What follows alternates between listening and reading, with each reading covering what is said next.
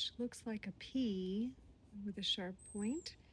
And it is not that different from the Thorasaz rune, which we did near the beginning, but Thorasaz is the thorn, if you remember, so that triangular point is down in the middle of the line. So Wunjo, we've made it to Wunjo, guys.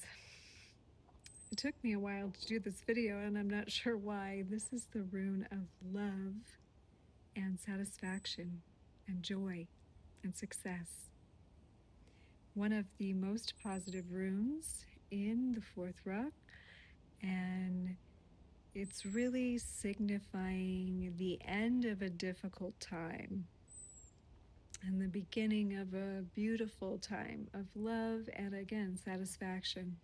So if you think of satisfaction and what that entails to hold, generally that feeling of joy and that feeling of love comes so strongly because it is back to back with something challenging. And we feel this, okay, like we finally are in this place where we can sink in and feel the joy of being alive, the joy of growth. And we look around at the place that we're in now and we find satisfaction.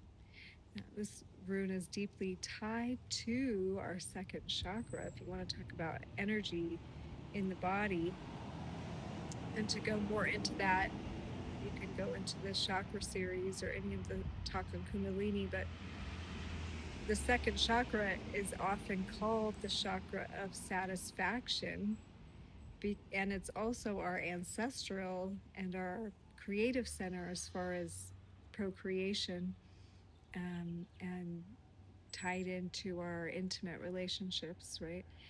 So love and satisfaction, interestingly, come with the acknowledgement that life is not just joy and peace and happiness.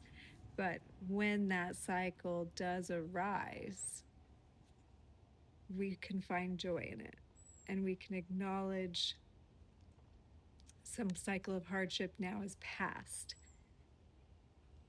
And now we're in the joy, we're in the peace time period, and it is when you receive this rune or you use this rune in your life, because again, they can be like magical tools.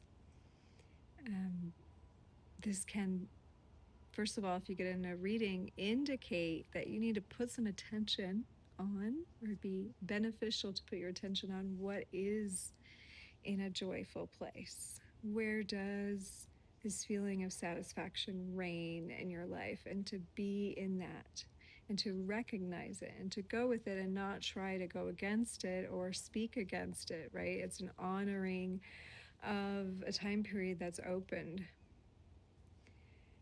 It's always interesting in talking about these runes singly, because I often rune bind, I often pull them together, and they can speak to each other, right? So it could be love and satisfaction around a certain area, right?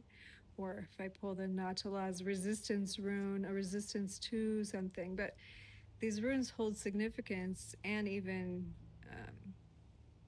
like an energy around a specific dynamic all by themselves. So we don't really need to pull them in concert with something else if we can really keep, an open field to the understanding of what they alone say. In other words, keep it simple. So I'm going to keep this rune video short and simple, and that is just find where the peace and the joy and the love and the harmony and the comfort and satisfaction is in your life. Find it. It exists for everyone, everywhere, but it is something we often overlook in favor of difficult times, which is funny because we don't necessarily consciously crave difficult times. I think we might consciously crave the transformation that comes with that, but inherently this is what everyone's looking for, right? Love, peace, joy, satisfaction. So when we receive this message today, if we find it in whatever is present in our life, we will see that it is up to us to acknowledge this energy in our life and to be with it and to sustain it and to feed it also with its own kind. All right, that's all I have for you today. I hope your day is